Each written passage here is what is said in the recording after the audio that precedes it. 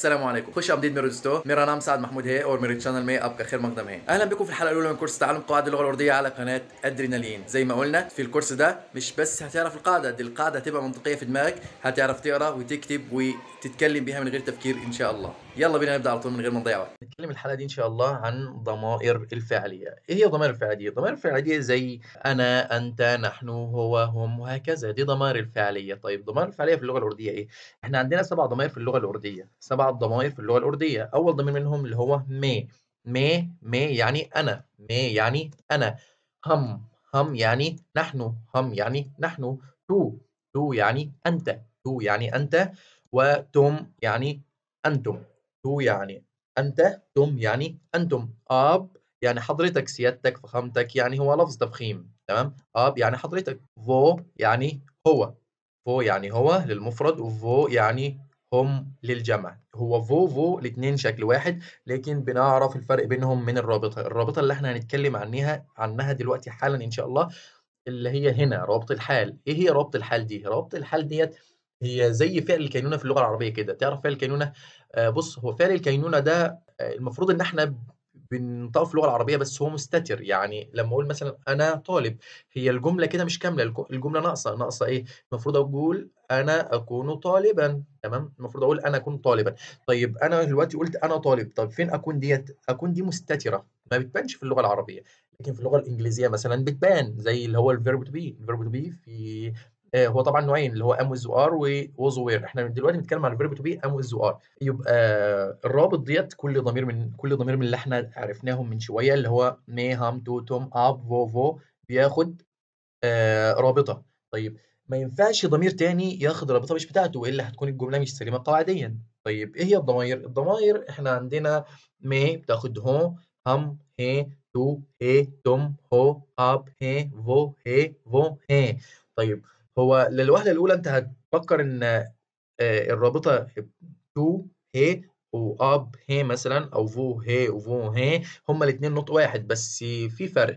فرق ايه؟ ان ديت ياء مجهوله بتنطق هي، لكن فو الثانيه اللي هي ياء ونون غنه بتنطق هي، تمام؟ فهو في بينهم فرق. نرجع تاني ونقول مي بتاخد هو دي الرابطه، رابطه الحال، اللي هي معناها اكون. اصلا معناها في العربي اكون، تمام؟ او في الانجليزي معناها ام، تمام؟ ما يقابلها في اللغه الانجليزيه ام.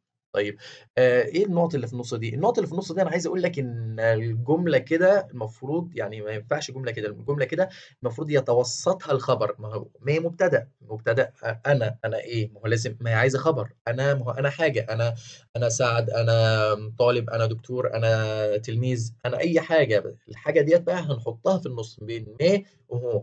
الحاجه دي هتكون الخبر، هعرف بيها انا ايه، تمام؟ ما المبتدا، والحاجه دي هتكون الخبر، هنحطها في النص بين الضمير والرابطه. طيب تمام. هم نفس النظام بالظبط. نحن ايه؟ ما نعرفش، ما قلناش لسه، تمام؟ هنقولها وبعدين الرابطه هي. يبقى هم حاجه، احنا حاجه، وبعدين هي نحن نكون الحاجه ديت. تو انت تكون النقط دي. انتم تكونون النقط دي، وبعدين الرابطه هو. اب انت بتكون الحاجه ديت، وبعدين لازم الرابطه اللي في الاخر هي.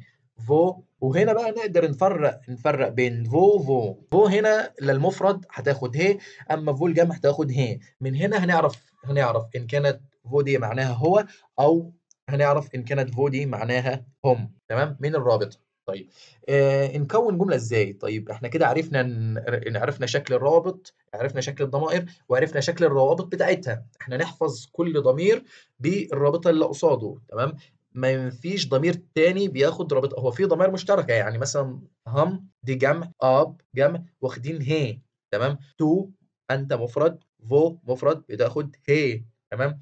ما دي شاذه عن المفرد بتاخد هو، وتم شاذه عن الجمع بتاخد هو، تمام؟ لكن في النهايه احنا لازم نعرف شكل الضمائر بالشكل ده، وشكل الروابط بتاعتها بالشكل ده، تمام؟ نعرف كل ضمير بياخد رابطه ايه، ونحفظها بالشكل ده بالقالب ده. ليه؟ لان احنا هنحط اي حاجه عايزين نحطها بقى في النص، لكن القالب ده هيفضل زي ما هو، الضمير زي ما هو، والرابطه بتاعته زي ما هو. اخر حاجه عايز اقولها يعني في النقطه دي، ان مفيش اي فرق بين التذكير والتانيث في الضمائر في اللغه الارديه. مفيش. يعني ما لو ولد يقول ما هو انا اكون عادي، لو بنت تقول ما هو انا اكون عادي برضو، لو مجموعه شباب بيقولوا هم لو مجموعة شباب بيقولوا نحن هيقولوا هم هي عادي، ولو مجموعة بنات برضه هم اللي بيتكلموا هيقولوا نحن نكون هم هي برضه عادي. اللي هيفرق إلا في النص، تمام، هو اللي هيبين. والا بعد كده فهنعرف ان كانت من تصريفات الافعال تصريف مذكر تصريف مؤنث وغير كده، هيجي في وقت ان شاء الله. طيب هنا دلوقتي انا عايز اقول انا ولد، اقولها ازاي؟ طيب هنمسك اول حاجه انا يعني ايه؟ انا يعني ايه؟ تمام. طيب ولد يعني لاركا، انا ولد. طيب كده الجمله خلصت. مي يعني انا، وولد يعني لاركا، انا ولد. كده الجمله خلصت؟ لا مش خلصت. ليه؟ لان احنا قلنا ان الرابطه او الفعل الكينونه، تمام، اللي هو مستتر في اللغه العربيه بس موجود في اللغه الارديه، احنا لازم نحطه في اخر الجمله. اي جمله في اللغه الارديه لازم يكون اخرها رابطه. طيب تمام. انا مي ولد لاركا هو اكون، يبقى انا اكون ولد. تمام. يبقى الولد هيقول مي لاركا هو، البنت هتقول مي لاركي هو.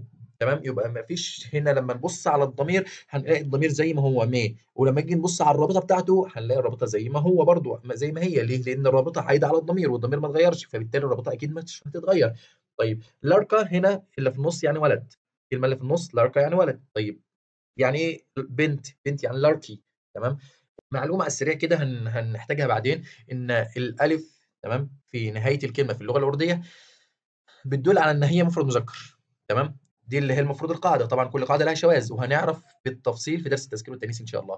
يبقى الالف علامه المفرد المذكر، الياء علامه المفرد المؤنث، الياء المجهوله، تمام، في المثال الثالث علامه الجمع المذكر، الالف والنون غنه اللي في المثال الرابع علامه المفرد المؤنث. طيب مش هنتطرق للموضوع كتير في هنا دلوقتي يعني عشان ده مش وقته، ونخلينا في موضوعنا اللي هو تكوين الجمله. تمام. يبقى الولد هيقول ميل اركاه، انا اكون ولدا. تمام. البنت هتقول انا اكون بنت، او انا بنت. مي لاركي هو الضمير والرابطه زي ما هما، والكلمه اللي في النص بس تتغير. بنت يعني لاركي. تمام. اولاد يعني ايه؟ اولاد يعني لاركي. اولاد يعني لاركي. هنحط في الاول نحن هم، وفي الاخر هي الرابطه، يبقى هم لاركي هي. هم لاركيا هي، نحن نكون بنات. هم زي ما هي لاركيا يعني بنات، هي الرابطه بتاعتها. تمام. بعد كده جمل كده بس عشان نثبت القاعده اكتر. هم يعني نحن، هي يعني هي اللي هي نكون يعني الرابطه بتاعتها. طيب مرض يعني ايه؟ مرض يعني رجل، ومرض يعني رجال. طيب هنا السياق بيدل، السياق بيقول ايه؟ السياق بيقول نحن، فبالتالي نحن مش رجل، نحن اكيد رجال. تمام. فبالتالي هنا هيكون هم معناها نحن، ومرض هنا مش هيكون رجل، هيكون رجال. تمام. هنعرف ده في درس الجمع المفرد والجمع ان شاء الله، وجمع الاسماء وافرادها وغير كده من القواعد يعني ان شاء الله. طيب لو سيدات او نساء، تمام، مجموعه نساء بيتكلموا بيقولوا نحن نساء او نحن سيدات، هيقولوا ايه؟ هم زي ما هي والرابطه بتاعتها زي ما هي، هم في الاول وهي في الاخر، وهنحط بس الكلمه اللي احنا عايزين نقولها اللي هي خواتين. خواتين يعني سيدات، مرض يعني رجال، خواتين يعني سيدات. تو انت تشوتا، تشوتا يعني صغير. تمام. تو تشوتا هي، انت صغير، انا عايز اقول لحد انت صغير. تمام. تو تشوتي هي. طيب تشوتي احنا هنا قلنا الالف علامه التذكير والياء علامه التانيث، فبالتالي دي للمفرد المؤنث. تو انتي. تمام. ليه انتي؟ ما عشان تشوتي مؤنث. تمام. يبقى تو تشوتي هي، انتي صغيره. تم استاذ هو، انت استاذ. انتم زي ما هي، وهو في الاول وهو في الاخر. تمام. والخبر بس اللي في النص انت ايه؟ انت استاذ، معنى كده ان ده خبر. تمام.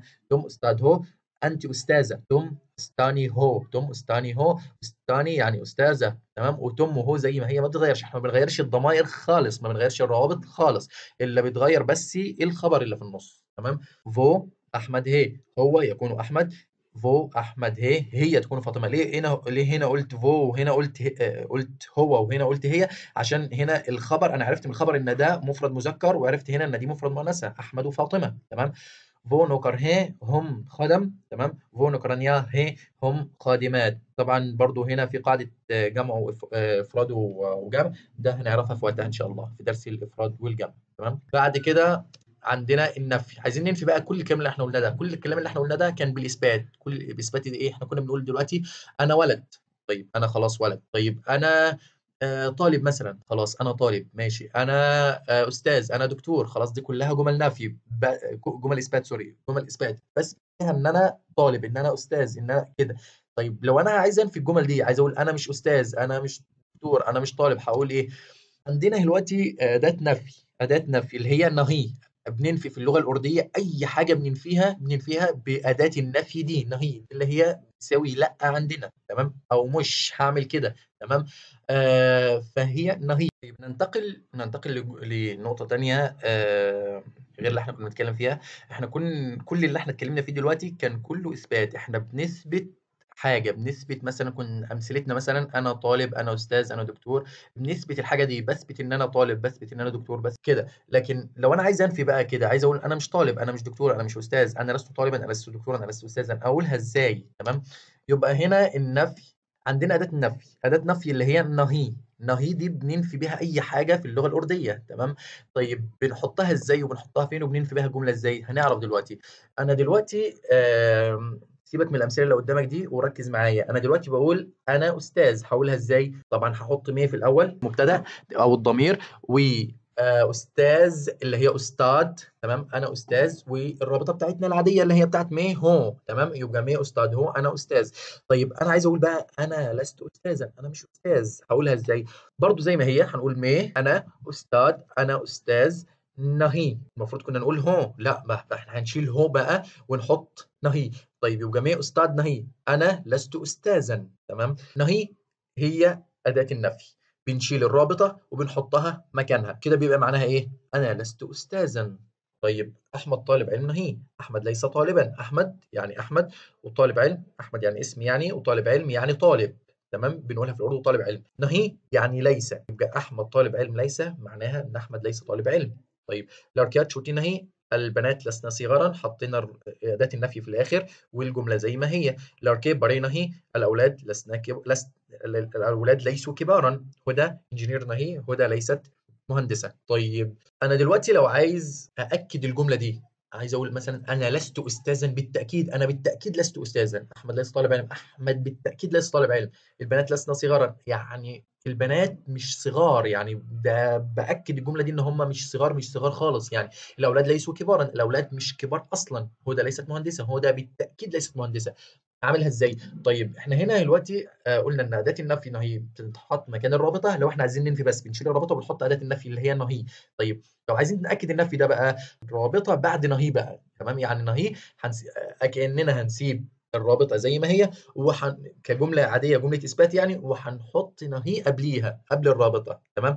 يعني أقول إيه؟ مي أستاذ نهي، أنا لست أستاذا. طب أنا عايز أقول بالتأكيد أنا لست أستاذا، يبقى مي أستاذ نهي هو، تمام. مي أستاذ نهي هو، مي أستاذ هو أنا أستاذ، مي أستاذ نهي أنا لست أستاذا. طب لو الاثنين مع بعض مي أستاذ نهي هو، يبقى أنا بالتأكيد لست أستاذا. وهكذا في باقي الأمثلة، اللي هو أحمد طالب علم نهي، أحمد طالب علم نهي، يعني أحمد ليس طالب علم. طيب أحمد طالب علم نهي هي، ما هو أحمد بياخد الرابطة هي، تمام، عشان مفرد مذكر. طيب أحمد طالب علم نهي هي، يبقى أحمد بالتأكيد ليس طالب علم. الأركيات شوتي نهي هي، بالتأكيد البنات لسنا صغارا، تمام، وغيرها وزيها زي باقي الأمثلة يعني. الأركيب برينا هي، بالتأكيد الأولاد ليسوا كبارا، يبقى الأركيب برينا هي. هدى انجينير نهي، هدى انجينير نهي، يبقى بالتأكيد هدى ليست مهندسة. روابط الماضي، احنا ده كله بنتكلم في روابط الحال، تمام. احنا قلنا ان فيرب تو بي بيتقسم لقسمين، قسم ام واز وار، تمام، وده خلصنا منه. ودلوقتي هنتكلم في القسم الثاني اللي هو واز وير، اللي هي روابط الماضي. طيب احنا لو هنفتكر روابط الحال كنا بنقول فيها ايه؟ كنا بنقول فيها ان يستوي فيها التذكير والتأنيث، الولد كان بيقول ما هو والبنت كانت بتقول ما هو، برضه نفس النظام. طيب هنا الوضع اختلف تماما، هنا الولد هيقول ما ها، والبنت هتقول ما تي برضه، والخبر في النص زي ما هو، احنا ملناش دعوه بالخبر، تمام، احنا ما جبناش سيره خبر. يعني في الاول كنت بقول انا اكون ايه، ما اعرفش، خلاص مش مهم، انا اكون اي حاجه، تمام. لكن هنا انا كنت، هنا الترجمه هتكون انا كنت ايه، برضه ملناش دعوه، ما تطرقناش للموضوع ده دلوقتي. انا كنت اي حاجه، تمام. يعني مثلا انا كنت مدرس، مي استاذ، احنا قلنا ان استاذ يعني مدرس او استاذ يعني. مي استاذتها، انا كنت مدرس. طب لو بنت اللي بتقول كده انا كنت مدرسه، هتقول مي استاني تي، مي استاني تي. ليه؟ لان تها كنت للمذكر وتي كنت للمؤنث، تمام. طيب احنا عرفنا دلوقتي ان تها للمفرد المذكر، تمام. مي احنا اللي هو انا، ده خلاص عرفناها وخلصنا منها. طيب انا كنت يعني تها دي لو انا لو انا ولد. طيب لو بنت اللي بتتكلم هتقول انا كنت ميتي، تمام. مي استانيتي انا كنت استاذه. مي انجينيرتي انا كنت مهندسه. تمام. هم يعني نحن. تمام. طيب انا عايز اقول نحن كنا. نحن كنا لو مجموعه شباب هتقول هم اتهي، ولو مجموعه بنات هتقول هم اتهي. تمام. يبقى مي مفرد هياخد اتها وتهي على حسب ان كانت مذكر او مؤنث. طيب لو هم جمع هقول هم اتهي.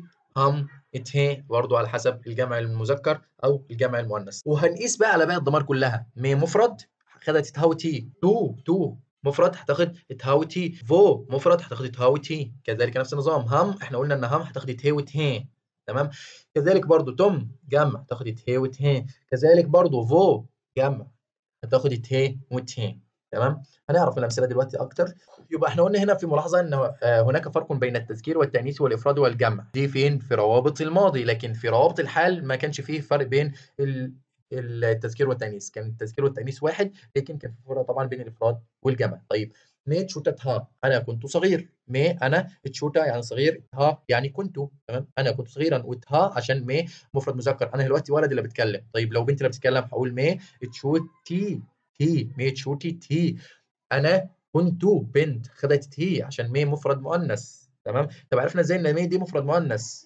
يعني احنا عرفنا دلوقتي نعرف ازاي ان دي بنت اللي بتتكلم عشان تي هنا مؤنث، وتشوتي برضو هنا صفه للمؤنث صغيره. تمام.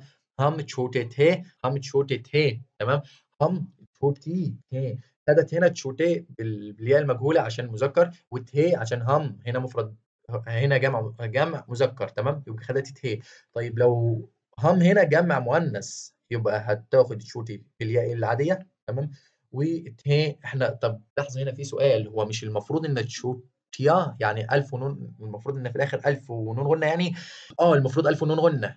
تمام. ليه؟ عشان هي جمع مؤنث، والجمع المؤنث احنا قلنا ان هي بتجمع بالالف والنون غنه بس. هنا هنا في هنا ياء ونون غنة. فالقاعدة بتقول في هنا قاعدة بتقول إن لو الرابطة فيها ياء ونون غنة يبقى نحذف الياء ونون غنة من الصفة أو من الخبر اللي قبليها، علشان مش يجتمع ياء ونون غنة مع بعض في جملة واحدة. تمام. خلاص احنا هنا في ياء ونون غنة، خلاص عرفنا منها ان دي جمع مؤنث. خلاص يبقى نشيل الياء ونون غنة من الكلمة اللي قبليها. خلاص ما احنا عرفنا ان هي جمع مؤنث من الرابطة، يبقى مش لها لازمة نحط الالف والنون غنه في الكلمه اللي قبليها او الصفه اللي قبليها او الفعل اللي قبليها، ايا كان الحاجه اللي قبليها. احنا قلنا مالناش دعوه بالخبر ايه. المهم احنا دلوقتي بنتكلم في الرابطه والمبتدا اللي هو الضمير. تمام. يبقى هم تشوتي بالياء العاديه مش بالالف والنون غنه، وتهي بالياء والنون غنه عشان خلاص الياء والنون غنه هنا عرفنا ان دي جمع مؤنث. تمام. ما هو تشوتي لو بصينا على تشوتي ديت اللي هي في المثال الثاني هنلاقيها جمع، المفروض ان هي شكلها مفرد مؤنث. تمام.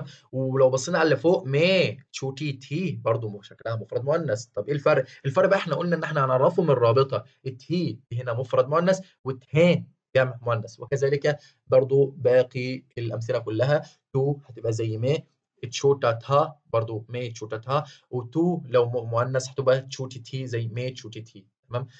طيب هم تشوتتي احنا قلنا دي جمع مذكر. طيب هم تشوتتي دي جمع مؤنث. طيب لو بصينا مثلا على توم هنلاقيها تشوتتي زي هم تشوتتي، وتوم تشوتيتي برضو. يعني الشاهد من الكلام ده كله ان الجمع المفرد المذكر باخد اتها ميتها. تمام. والجمع المؤنث باخد اتهي. هم في الجمع المذكر بتاخد اتهي، وهم في الجمع المؤنث بتاخد اتهي، وهكذا في باقي الامثله. طيب تمام كده يا شباب. اخر نقطه بس المفروض هنتكلم فيها اللي هي نفي الكلام اللي احنا كنا بنقوله دلوقتي، اللي هو نفي روابط الماضي. احنا كنا اتكلمنا قبل كده في نفي روابط الحال او الروابط الخبريه. تمام. وقلنا ان احنا لما نحب ننفي جمله فيها رابطه خبريه او رابطه حال ايا كان الاسم، الاتنين واحد، بنشيل الرابطه دي ونحط اداه النفي مكانها. اللي هي ايه اداه النفي؟ اللي هي نهي احنا قلنا ان هي اداه النفي في اللغه الورديه. طيب تمام. كنا هناك بنشيل أداة النفي ونحط نهي وبس، كده كده الجملة انتفت. طيب بالنسبة بقى لرابط الماضي، هل زيها كده بنشيل رابطة الماضي ونحط نهي؟ لا مش كده.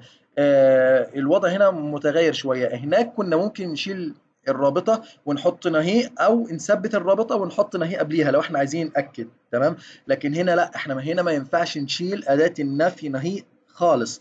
يعني في الجمل مثلا اللي قبل كده، معلش نرجع بس للجمل اللي قبل كده.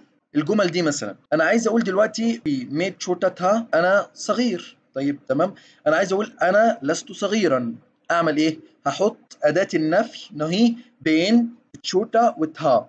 تمام؟ يعني بنحط اداه النفي قبل رابطه الماضي. تمام؟